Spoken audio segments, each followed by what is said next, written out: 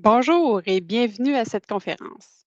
Je me présente, Geneviève Chabot, directrice service conseil au bureau de CGI Québec. Aujourd'hui, nous avons la chance d'explorer le sujet du Data Warehouse Automation et nous allons discuter des défis liés aux entrepôts de données traditionnels, également des solutions d'automatisation avec mon collègue Raji Benmaoui. Avant que je vous laisse avec notre expert Raji, j'aimerais prendre le temps de préciser qu'il y aura une période dédiée aux échanges à la fin de la présentation, mais nous pourrons aussi adresser vos questions au fur et à mesure. N'hésitez donc pas à poser vos questions dans la section commentaires de l'outil tout au long de la présentation. Notez que la présentation sera enregistrée, mais la liste des participants ne sera pas visible. Sans vous faire attendre, je vous laisse donc avec Raji et je vous souhaite un bon midi-conférence. Merci beaucoup Geneviève. Bonjour à tous et merci d'être présents aujourd'hui.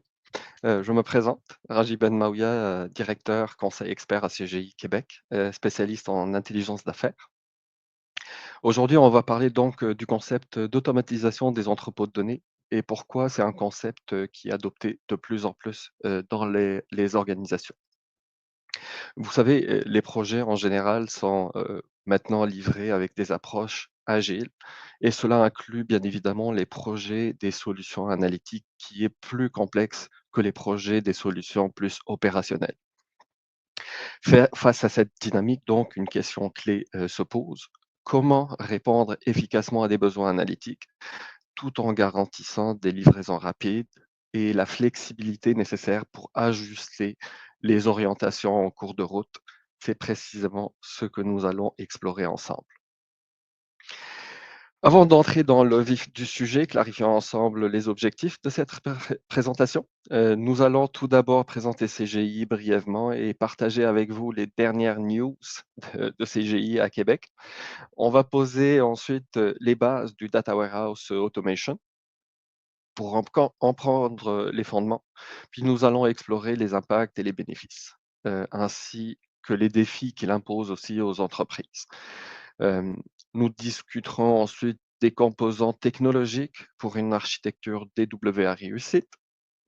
Et enfin, on va parler des différents niveaux de maturité d'une solution DWA et comment on peut mettre en place une telle solution de façon agile et progressive. CGI, entreprise fièrement québécoise, fondée ici au Québec en 1976, est maintenant présente dans 40 pays avec 400 bureaux à travers le monde. Elle compte plus de 91 000 collaborateurs, plus de 2500 experts en data, pour vous dire combien cette expertise prend de la place et ça continue d'évoluer très très rapidement.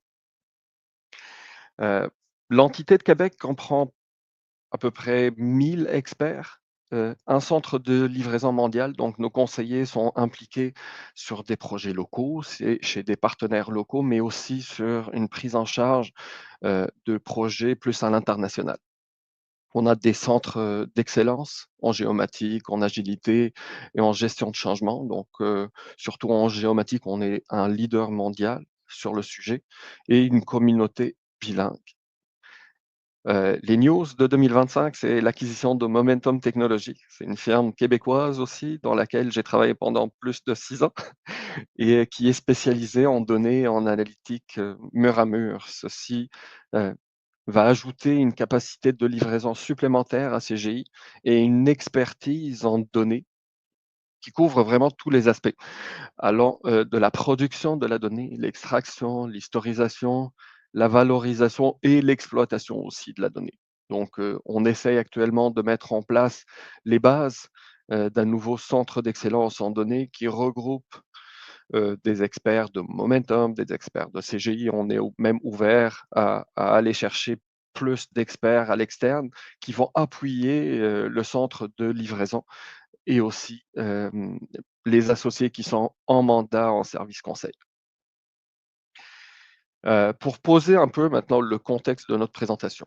Aujourd'hui, j'ai sorti quelques statistiques sur la production et l'exploitation des données. Vous voyez clairement comment la croissance des données est exponentielle. 90% de la totalité des données qui ont été générées au total s'est faite au cours des 2 dernières années seulement. Chaque jour, des entreprises collectent et analysent des volumes impressionnants d'informations issues de diverses sources, des transactions commerciales, des interactions avec les clients, des objets connectés avec l'IoT, et cetera, les réseaux sociaux aussi. Donc cette explosion, des données impose une adaptation rapide des infrastructures de stockage et de traitement. C'est là que l'automatisation devient cruciale. Donc si on ajoute à cela le changement de mindset de la nouvelle génération et ce besoin d'avoir tout et très rapidement et tout de suite même, pour ceux d'entre vous, qui avaient des enfants, je suis sûr que vous comprenez de quoi je parle, hein. Heu, Puis aussi avec l'intégration des données en temps réel et presque temps réel, l'automatisation permet de livrer des solutions analytiques rapidement et de structurer et de valider les données sans intervention humaine, tout dépendamment bien évidemment du niveau de maturité de cette solution. Donc, parfois c'est sans intervention humaine, tout court et parfois avec très peu d'intervention. Tout en garantissant, aussi une rapidité et une fiabilité dans cette solution-là. L'une des grandes forces des solutions DWA, Data Warehouse Automation, réside dans sa capacité à automatiser chaque étape clé du cycle de vie d'un entrepôt de données. Donc plutôt que de concevoir, déployer et maintenir les flux de données manuellement et une source à la fois, les solutions automatisées standardisent, si vous voulez, ces opérations-là. Ça standardise la modélisation, les structures des données, les tables et les vues, et cetera. Et finalement, ça gère aussi l'aspect des tests automatisés et du déploiement en continu, dans les différents paliers au fur et à mesure qu'on avance dans le développement et dans la livraison des composantes de cette solution. Cela permet d'améliorer la qualité, d'accélérer, les cycles de développement et de minimiser les erreurs humaines. Cette transformation est indispensable dans le contexte actuel où les entreprises doivent gérer de grands volumes de données, tout en restant bien évidemment agiles et de changer de cap s'il y a un changement de besoin en cours de route. Et avant de plonger dans les détails de l'automatisation, on a dressé un portrait, de comparaison entre une approche classique d'entrepôt de données et puis une approche automatisée. Autrefois, les projets data warehouse prenaient plusieurs mois avant de produire des résultats exploitables, heu, des résultats, parfois qui sont conformes aux attentes, mais parfois non et du coup, on reprend un nouveau cycle de développement qui était très, fastidieux, on va dire. Chaque modification nécessitait une intervention humaine, entraînant des délais et des risques, opérationnels et des risques d'erreur. Aujourd'hui, avec l'automatisation, nous passons à un développement d'un développement statique et manuel à des architectures plus intelligentes et capables de s'adapter en temps réel aux besoins métiers. Cette transition permet d'accélérer le processus, de réduire les coûts et d'améliorer la fiabilité des entrepôts de données produits avec ces méthodologies. Historiquement, la conception et la maintenance des entrepôts de données donc nécessitaient une forte implication humaine, des ajustements constants et un temps de développement souvent long.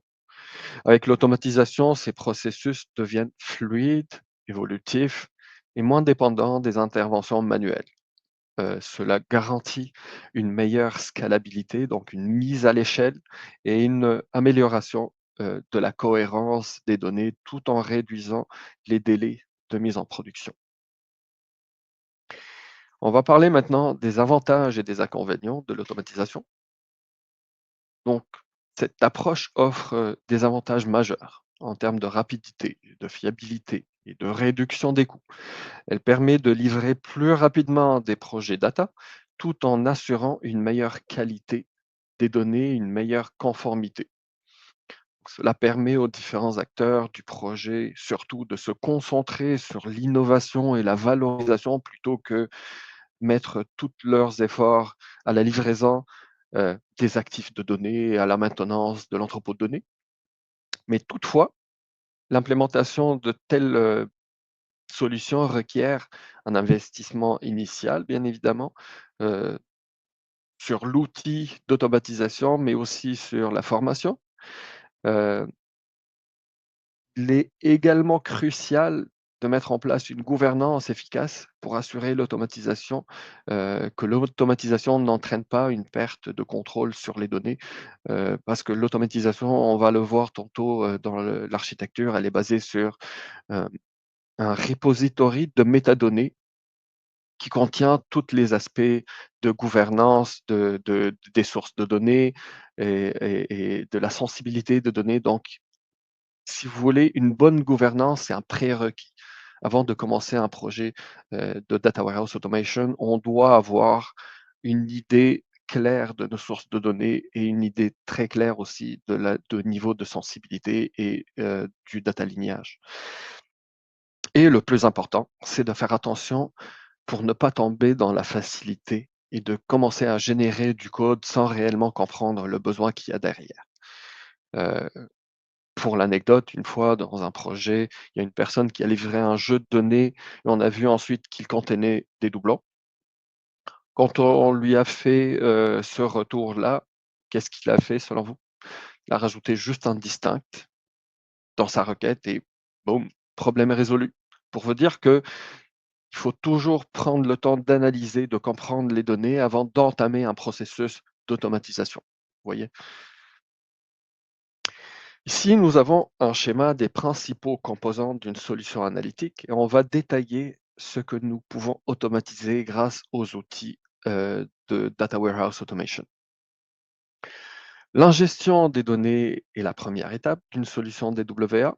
Autrefois, le processus ETL, Extract, Transform, Load, ou ELT, Extract, Load and Transform, nécessitait des scripts manuels. À chaque source, tu vas développer ton mapping ou ta job et tout un processus de développement et de tests unitaires et de validation et d'acceptation pour chaque source. Aujourd'hui, grâce aux outils d'automatisation, cette phase est intégralement générée par des pipelines intelligents et des patterns d'extraction et d'ingestion configurables. Et puis, l'automatisation ne se limite pas à la collecte et au stockage de la donnée, elle doit aussi assurer leur supervision. Donc, euh, cette orchestration aussi, elle peut être automatisée. Donc, les outils modernes permettent de suivre en temps réel les processus et d'identifier les erreurs avant qu'elles n'impactent les opérations. Selon la sévérité de l'erreur, on peut par exemple arrêter le chargement et l'ingestion ou alors juste lever des warnings pour que les analystes puissent investiguer a posteriori. Donc cette approche dynamique garantit une gestion fiable et proactive, si vous voulez, de la donnée. Ensuite, deuxième étape, c'est le nettoyage, l'historisation, l'enrichissement des données. Généralement, on applique ici des règles prédéfinies, des hard rules, pour effectuer des opérations de nettoyage simples et pour enrichir les données extraites avec des métadonnées comme l'heure de l'ingestion, l'identification de la source, ou alors l'heure du chargement à la source, ou même l'identification exacte du flux ou du mapping qui a permis le chargement de cette donnée-là, et etc., etc. Donc tout ça, on est capable d'enrichir les données sources. L'autre aspect qu'on est capable d'automatiser, c'est le stockage et la modélisation.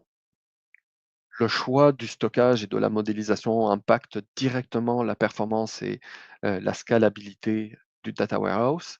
L'automatisation permet de définir des modèles dynamiques qui s'adaptent aux évolutions des données sans nécessiter de restructuration manuelle, si vous voulez. Et ensuite, vous avez tout le volet gouvernance. L'automatisation ne concerne pas seulement la rapidité, l'efficacité, le traitement, mais aussi la gouvernance et la protection des données avec des mécanismes intégrés directement dans les outils pour gérer l'anonymisation, gérer la traçabilité, gérer l'audit. Et les entreprises peuvent gérer leurs données avec une fiabilité et une conformité accrue, surtout avec les nouvelles lois par rapport à la protection des données personnelles, ici à Québec, mais partout aussi dans le monde. Tu sais. Les technologies existantes. Donc moi, selon moi, on a 2 familles actuellement de technologies existantes qui nous permettent de livrer des solutions, d'automatisation. On a les solutions, clés en main qui sont comme Warescape ou Data Vault Builder. Ces solutions-là, heu, sont autonomes et peuvent générer eux-mêmes, un entrepôt de données automatisé. Mais on a aussi les solutions classiques, heu, qui permettent de faire ou développer une couche par-dessus en framework basé sur Talend ou Informatica ou dbt, et qui servent de moteur de génération, d'entrepôts de données, de structures d'entrepôts de données, mais aussi de flux d'alimentation d'entrepôts de données. Donc, cette possibilité existe de développer une solution maison avec des technos ETL plus classiques, mais pour Data Vault Builder, par exemple, ou Warescape, ce sont des solutions qui existent sur le marché et qui offrent une approche agile et intuitive pour la gestion des entrepôts de données, avec une interface visuelle et une automatisation avancée permettant aux entreprises de structurer leurs données sans forcément avoir à dealer avec les complexités techniques.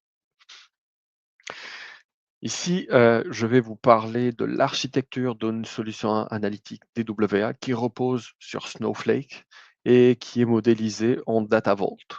Elle ressemble beaucoup à une solution classique, à une différence près. Si vous voyez ici, vous avez un repository central de métadonnées et c'est là qui est le nerf de la guerre d'un outil d'automatisation. Il s'agit ici d'une base de données centralisée qui contient toutes les informations nécessaires pour automatiser les étapes du cycle de vie d'un entrepôt de données. On y retrouve les définitions des entités métiers, les tables sources, les tables de destination. Souvent aussi, c'est pas à l'utilisateur de cet outil-là d'aller rentrer, et de documenter les sources. C'est souvent l'outil qui va se connecter à la source, qui va analyser les métadonnées de la source et qui va les importer dans ce repository, central. Heu, il contient aussi les règles de transformation, la logique de l'ETL/ELT, les relations entre les objets. Dans notre cas, on est, dans un concept data vault, donc ça va être, les relations entre les hubs, les SAT, les links, mais ça peut aussi être, la relation entre la table de faits et les dimensions. Si on est en Kimball classique avec, une modélisation, dimensionnelle en étoile. Puis on peut aussi retrouver dans ce repository les contraintes de qualité, de sécurité, de confidentialité, hem, la planification aussi, des exécutions, la fréquence, les dépendances, les triggers. Une fois ces métadonnées définies dans si vous voulez, cette base de données centrale, là, l'outil, Data Warehouse Automation va pouvoir générer dynamiquement du code. Enfin, du code, ça peut être du SQL, du Python, du PLSQL ou autre, en fonction, de la plateforme cible. Si c'est Snowflake, par exemple, ça va probablement être Python ou SQL ou même du Spark. Sinon, ça peut être autre chose. Il produit donc automatiquement les scripts nécessaires pour créer des tables, les pipelines de traitement, les vues ainsi que les tests de qualité. Par exemple, s'il y a une colonne qui est marquée comme colonne sensible, l'outil va le voir dans les métadonnées, dans le repository du métadonnées et il va appliquer une transformation d'anonymisation automatiquement lors de la génération du pipeline. Donc grâce aux métadonnées, l'outil connaît, les dépendances aussi entre les objets. Par exemple, s'il y a une table de faits qui dépend de plusieurs dimensions, bien évidemment, cela va permettre de construire un graphe de dépendance type DAG et ça va générer les workflows d'exécution ordonnés en fonction de ces dépendances. Et s'il n'y a pas de dépendance, il est aussi capable de paralléliser les traitements pour pouvoir gagner en termes d'efficacité et de performance. Euh, Comme chaque transformation est basée sur une définition centralisée, donc le DWA est capable de fournir une vue graphique aussi du linéage complet des données qui montre quelle source alimente quelle destination de l'entrepôt de données, quel indicateur, même quel rapport aussi, si on veut aller plus loin dans cette logique. On est capable aussi de documenter automatiquement les transformations. Si dans le repository central avec lequel travaille l'outil de WA, on a toutes les transformations, on est capable de générer de la documentation automatique. Et puis, les métadonnées souvent incluent les règles de validation. Par exemple, si on a une colonne qu'on sait au préalable qu'elle va contenir juste une liste de valeurs prédéfinies, ben, s'il y a une valeur qui sort de cette liste, on peut lever un warning. S'il y a une liste qui doit être unique, s'il y a des doublons, on va lever des warnings. Donc, on va pouvoir définir des règles de validation pour garantir une bonne qualité de la donnée qu'on ingère ou qu'on charge dans l'entrepôt de données. On a une première question, Raji. Est-ce qu'on peut Oui, mettre en place un DWA dans une approche data mesh? absolument. Le data mesh, je vais expliquer déjà cette approche pour les gens Mhm. euh, qui connaissent pas l'approche. Data mesh, ça essaye de démocratiser, si vous voulez, l'intégration des données au sein des différentes lignes d'affaires. Ce n'est plus une équipe centrale ou une équipe d'ingénieurs de données ou d'analyse de données qui fait tout le travail pour toutes les lignes d'affaires de l'entreprise, mais chaque ligne d'affaires est responsable de ses propres données et elle est responsable aussi de la centralisation, mais aussi de la distribution de cet entrepôt de données. Donc, si on a un outil qui permet d'automatiser ça, et on n'a plus besoin de personnes très techniques avec des connaissances pointues sur l'extraction des données, sur le développement des pipelines et des mappings et des jobs d'extraction et de chargement et de transformation. Les analystes de données au sein des équipes peuvent eux-mêmes prendre en charge cette partie-là et c'est vraiment, moi je la vois comme un levier carrément pour mettre en place une approche data mesh. J'espère que j'ai bien répondu à la question. Mhm. Oui, merci. Merci beaucoup. Euh, donc, j'étais au repository central. OK, donc on peut aussi intégrer dans les pipelines d'ETL automatiques qui sont exécutés lors du chargement la journalisation aussi des anomalies. À chaque fois qu'il y a quelque chose qui sort euh, des, des- des règles qu'on a mis en place pour vérifier la qualité, par exemple, de la donnée, ben, on va voir dans les logs ou directement dans les tables de suivi des exécutions des anomalies qui sont loguées au fur et à mesure qu'on avance dans le chargement. Euh, les métadonnées définissent aussi les règles d'accès, de masquage et même de destruction programmée. Euh, une application automatique du masquage dynamique en fonction du rôle de la personne, si elle a accès ou pas à certaines données sensibles. La suppression automatique aussi de données selon les politiques de rétention et même les règles ou les lois en vigueur. Et un suivi des accès aussi dans les logs. Par exemple, s'il y a une personne a accédé à certaines données sensibles, ben, on va pouvoir loguer ces accès-là pour pouvoir les auditer par la suite. La mise en place d'une solution DWA peut être effectuée d'une façon agile et progressive. Donc, en essayant d'automatiser un aspect à la fois. On n'est pas obligé d'avoir une solution qui est mature à 100% le jour 1. On peut commencer, comme ici, par juste créer des pipelines ou des mappings ou des gabarits, on va dire, de pipeline de chargement des données. Et puis, à chaque fois, on prend notre gabarit, on le copie et puis on l'adapte en fonction de notre source. Ça peut être une première étape. Et à chaque fois qu'il y a une nouvelle source, on recopie ce gabarit-là et on le réutilise, si vous voulez, avec un minimum de configuration. Mais le déploiement, par exemple, peut rester manuel, la conception peut être effectuée ailleurs, dans un outil externe à l'outil DWA au niveau comme les étapes de conception, le modèle conceptuel, le modèle logique et le modèle physique, ça peut être fait à l'externe, il n'y a pas de problème. Si on veut aller plus loin, un deuxième niveau de maturité, euh, on peut passer à la création des tables de l'entrepôt de données et des flux de chargement qui vont être générés automatiquement en se basant sur les métadonnées, comme qu'on a vu tantôt, comme qu'on a expliqué. Donc, ce n'est plus dorénavant un gabarit qu'on va recopier à chaque fois, c'est vraiment un moteur de génération de code qui va générer les structures, le code donc DDL, les structures des tables et des vues, mais aussi les flux de chargement, soit en SQL ou autre. Et l'autre amélioration ici, c'est on peut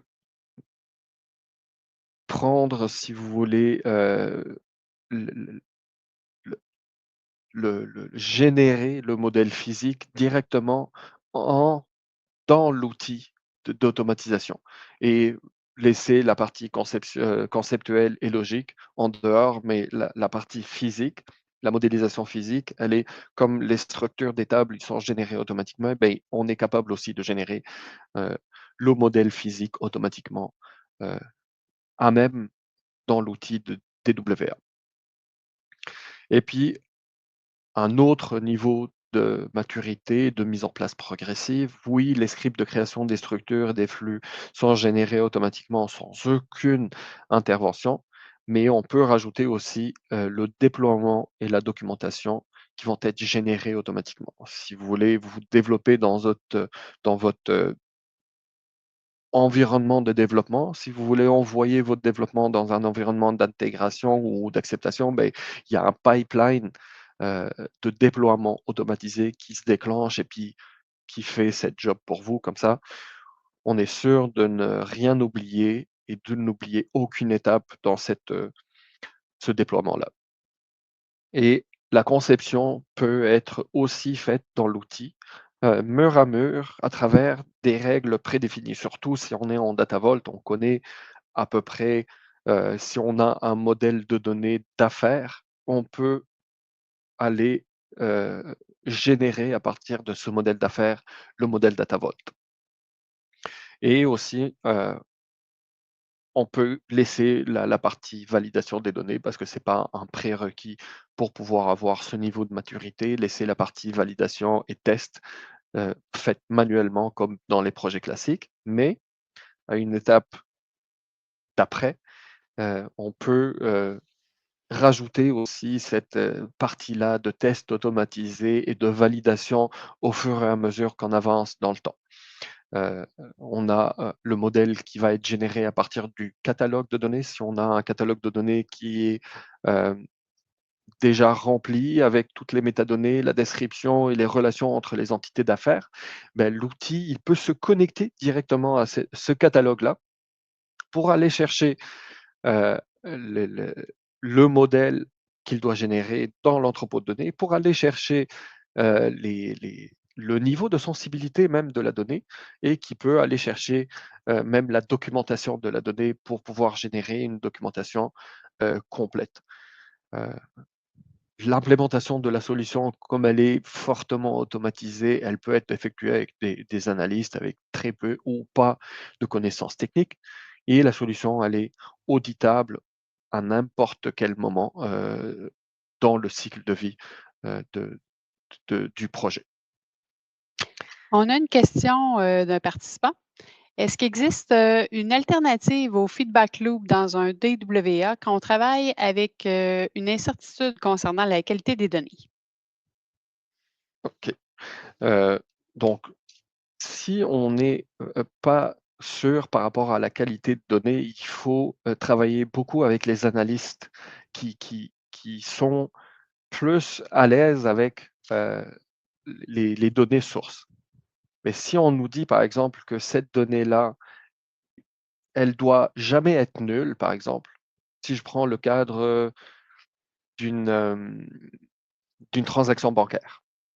une transaction bancaire ne doit jamais être sans une date de la transaction. Si, par exemple, là, on voit que les données arrivent sans date de transaction, ben, c'est sûr qu'on a un problème avec la qualité de la donnée. Et là, on va pouvoir rajouter au fur et à mesure des règles qui permettent soit d'arrêter carrément le chargement de la donnée, si on n'est pas sûr par rapport à cette qualité, ou alors de lever juste un warning, tout dépendamment de la criticité de la donnée.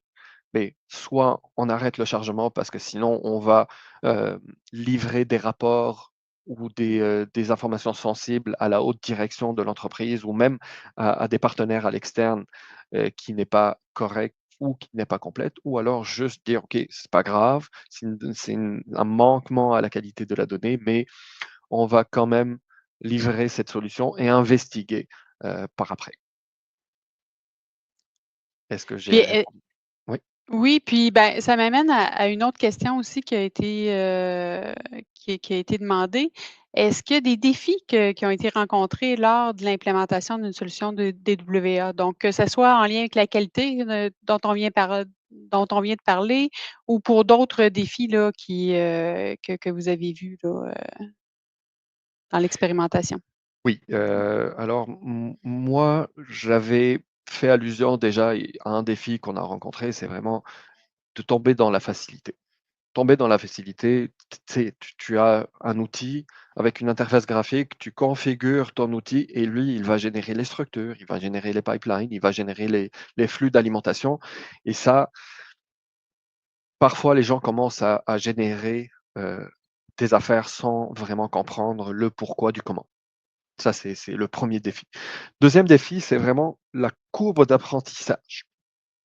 Et surtout, si l'outil, c'est un outil qui est développé maison.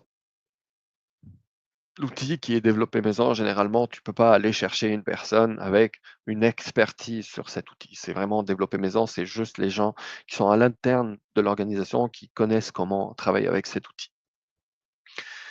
Euh, donc, parfois, il y a une courbe d'apprentissage assez importante pour que les gens deviennent à l'aise à utiliser les outils qui sont développés maison.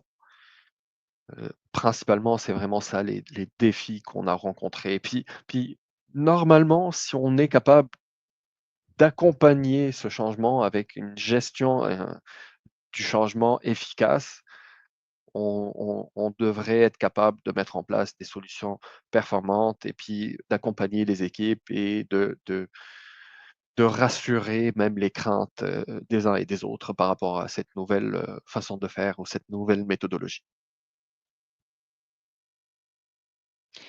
Je ne sais pas si on peut revenir à la slide au niveau de la gouvernance, mais je me demande si, la DWA peut assurer le data lineage là, en lien avec la traçabilité complète de bout en bout là, dans l'architecture. Effectivement, je vais plutôt aller sur cette slide-là parce que OK. ici, vous voyez le repository central, on peut commencer par juste identifier les sources et les destinations. Mais après, on peut l'enrichir avec les descriptions des données. Et aussi, on peut enrichir ça avec les transformations que subit chaque donnée de la source jusqu'à la destination. Et puis, avec les nouvelles plateformes de données comme Snowflake, là, il y a carrément des parties qui gèrent nativement l'aspect de linéage, mais on peut gérer aussi cet aspect dans le repository. Donc, le repository, tu vas avoir une documentation complète des sources, une documentation complète des destinations dans lesquelles atterrit chaque donnée et des transformations. Donc, on est capable de générer un linéage et même des graphes de dépendance de chaque flux et de chaque traitement par rapport aux autres. S'il y a des dépendances, on va exécuter les flux selon ces dépendances-là, mais s'il n'y a pas de dépendance, on est aussi capable de traiter en parallèle toutes ces transformations. Ah, c'est bien. Puis, on parlait aussi, du volet audit. Donc, Est-ce que tu peux nous donner un exemple là, de comment ça a été intégré pour s'assurer que justement là, on garde les bons logs là, pour un suivi ultérieur?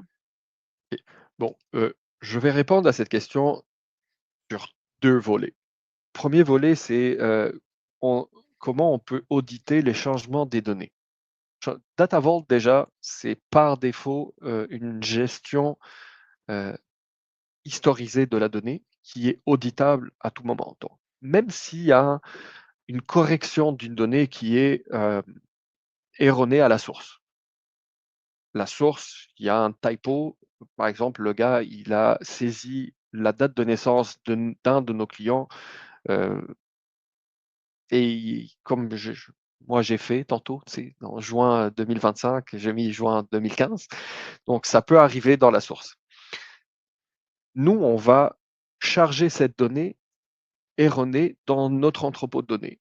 Mais est-ce qu'il y a une valeur à garder cette donnée erronée une fois qu'elle est, corrigée à la source? Ben, DataVault dit: «Oui, il faut garder, et dire que de telle date à telle date, la date de naissance était 1er janvier 2015 et à partir de telle date, on l'a corrigé à la source et c'est devenu 2025, genre. Ça, c'est l'étape de l'audit des sources. Après, tu as l'étape comment on peut auditer aussi les chargements au fur et à mesure. Dans les outils DWA, tu as souvent une table de log dans laquelle on va loguer toutes les exécutions et tu vas trouver les exécutions réussies, les exécutions avec warning et les exécutions qui ont planté en cours de route. Et on est capable aussi souvent d'aller régénérer une partie de l'entrepôt de données si on se rend compte qu'il y avait des erreurs en cours de route. Donc, c'est comme ça qu'on est capable de gérer la partie de l'audit. Mhm. Non, c'est bien. Puis, on a une question en lien avec peut-on facilement intégrer la DWA à des outils d'orchestration comme Apache Airflow, Azure Data Factory ou Talend? Je crois qu'on a vu Talend hein, dans une de tes Oui, slides. oui, effectivement. Oui.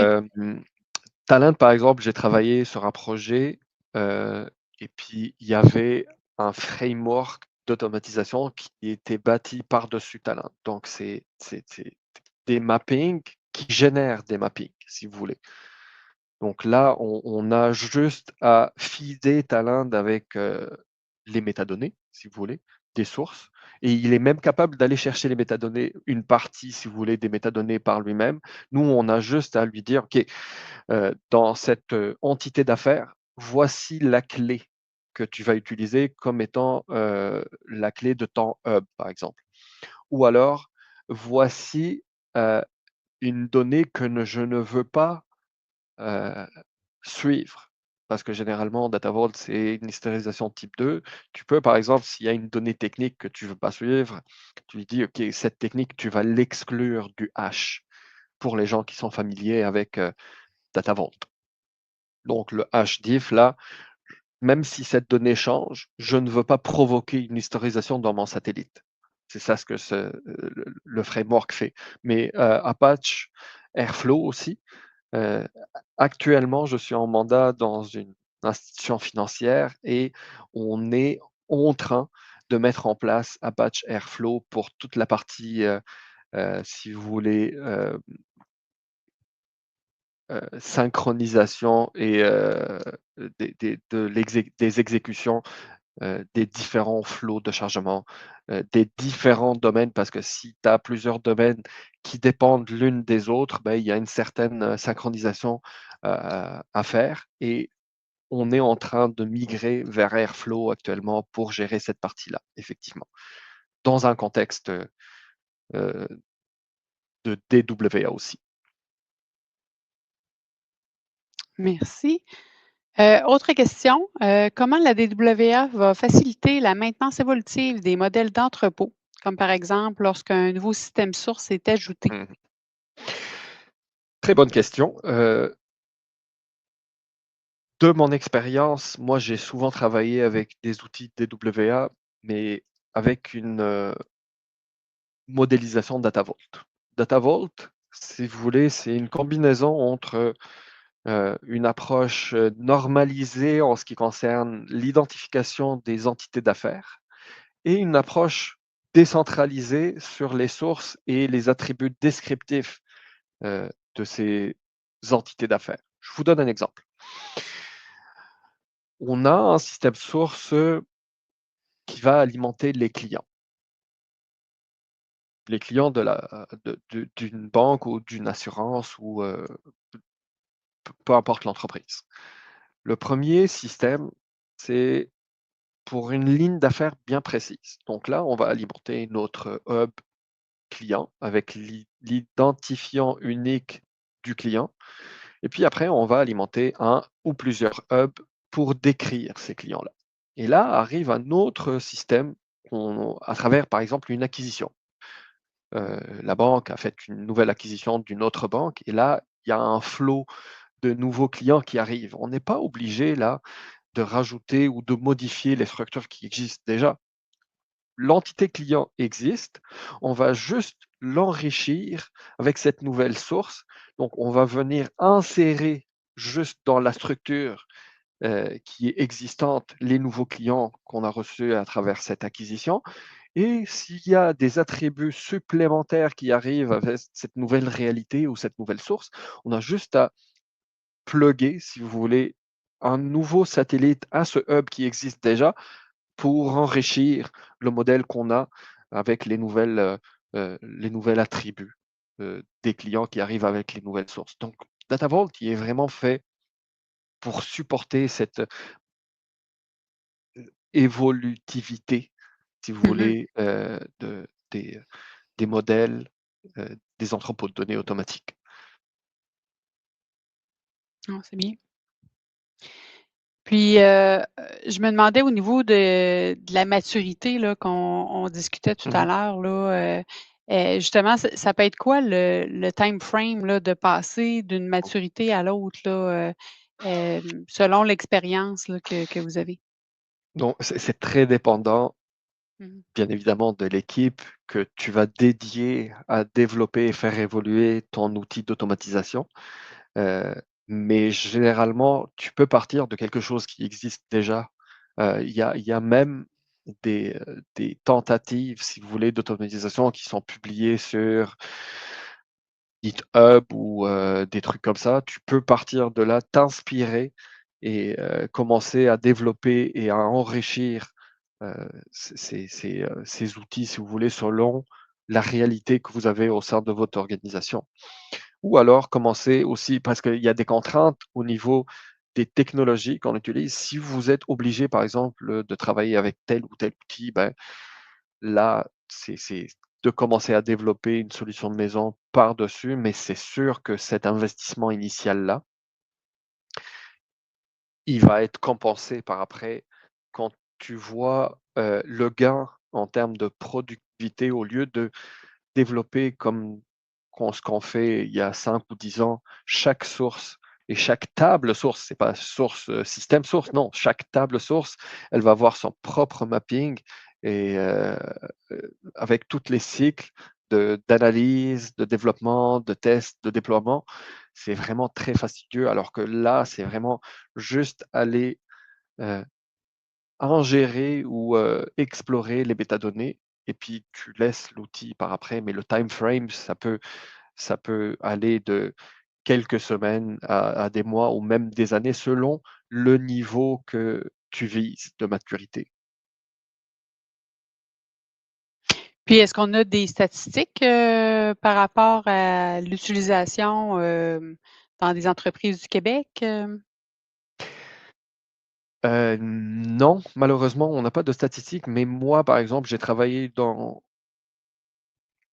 2 entreprises du Québec, 3 entreprises du Québec et tous les 3, c'est des grandes institutions financières qui travaillent avec des outils d'automatisation d'entrepôts de données. Ça, c'est ceux que je connais, mais Mmh. il y en a sûrement d'autres qui font ça aussi. Très intéressant. Puis, ben, en fait, je vais lancer un dernier appel à tous. Si vous avez des questions, c'est le bon moment, de les poser, dans la section commentaires avant de conclure avec, notre midi-conférence. J'espère que vous avez tous apprécié, là, les sujets qui ont été discutés, là, jusqu'à maintenant. Ah, on a une question. Donc, a-t-on des mesures de ROI sur la mise en place de DWA? Oh, Mmh. oui, oui, oui, oui. J'ai sorti des statistiques, c'est pas chez des institutions ou des clients avec lesquels j'ai travaillé, mais en général, je pense que c'est c'est c'est c'est de l'ordre, tu es capable de récupérer ton investissement initial en dedans de 5 mois, je pense, et puis gagner en termes, de jusqu'à 23 je pense, par rapport à des projets classiques, d'entrepôt de données classiques. Non, c'est quand même assez Mais rapide là comme, oui, oui, oui, ROI, mais ouais. si vous Mmh. voulez, vous pouvez m'ajouter sur LinkedIn et je peux vous envoyer des Mmh. articles, qui font référence à des statistiques comme ça en termes de gains et de ROI. Ouais, parce qu'effectivement, c'est quand même un certain investissement là, Oh oui, complètement. qui doit être bien pensé à l'avance, Mmh. d'un point de vue stratégie. Mmh. D'autres questions?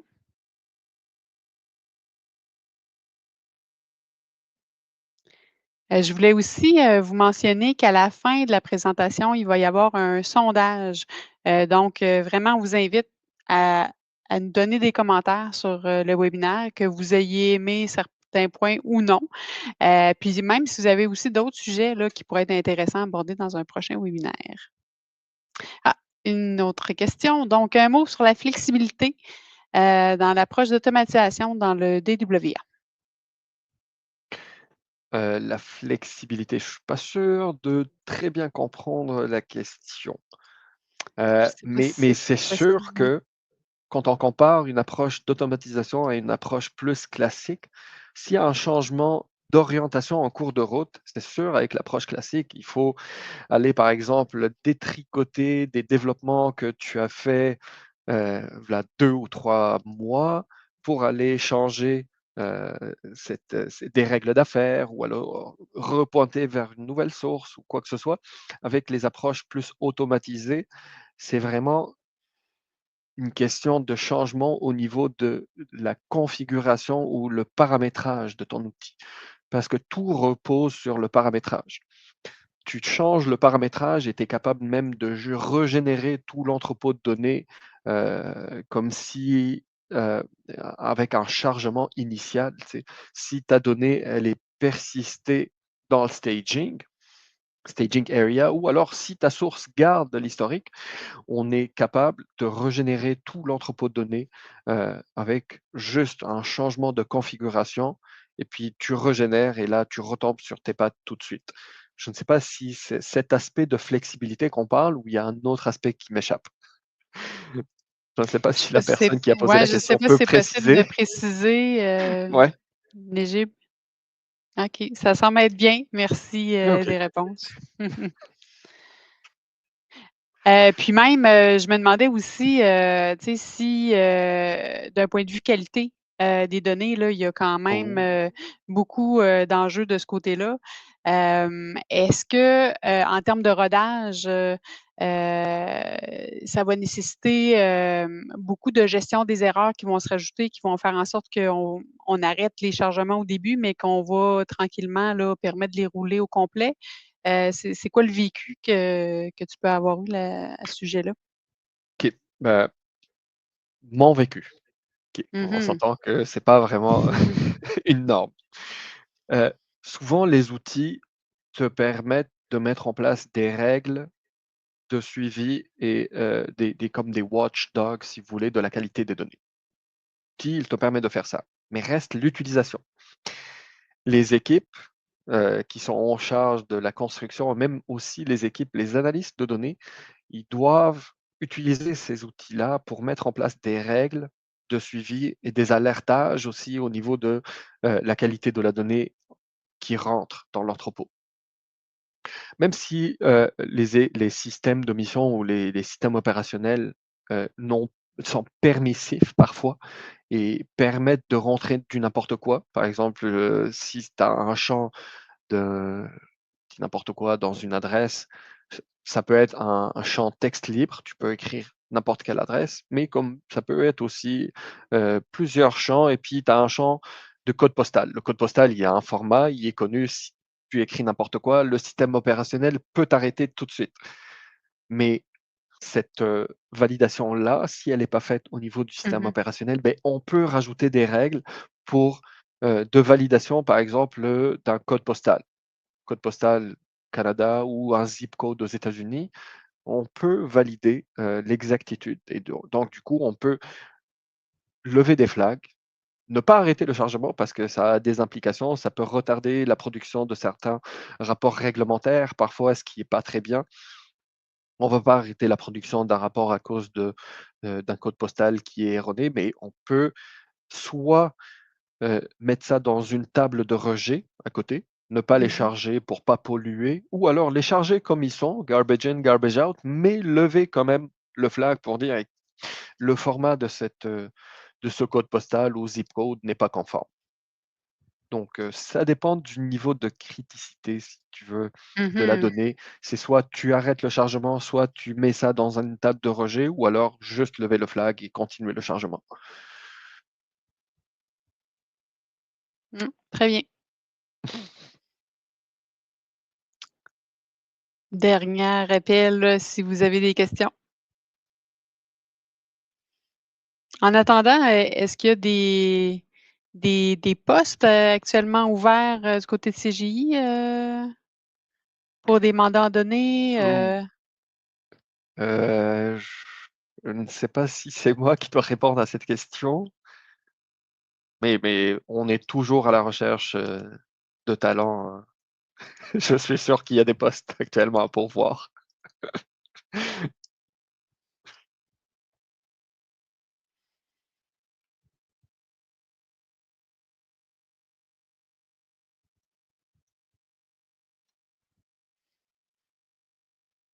Donc je pense que ça complète, le midi-conférence. J'espère que vous avez tous, bien apprécié. Merci Raji pour ton temps, et ton partage, ça a été, très, apprécié. Je vois d'ailleurs là qu'il y a différents postes, qui ont été rajoutés, dans les OK. commentaires. Donc, ça Oh, c'est parfait OK. Ah, et j'en étais effectivement, sûr. il y en a plusieurs. En effet. Oui, donc, Beh, justement, dans un projet de données, il y a plusieurs rôles aussi. Il y a des gens qui peuvent travailler sur tous les aspects d'un projet de données, mais il y a des gens très spécialisés, soit en data engineering, en architecture d'entreprise, en architecture de données, en intégration de données, en gouvernance et en qualité de données et même dans la gestion des données sensibles aussi. On recherche des gens qui sont polyvalents, certes, mais on cherche aussi des spécialistes. mmh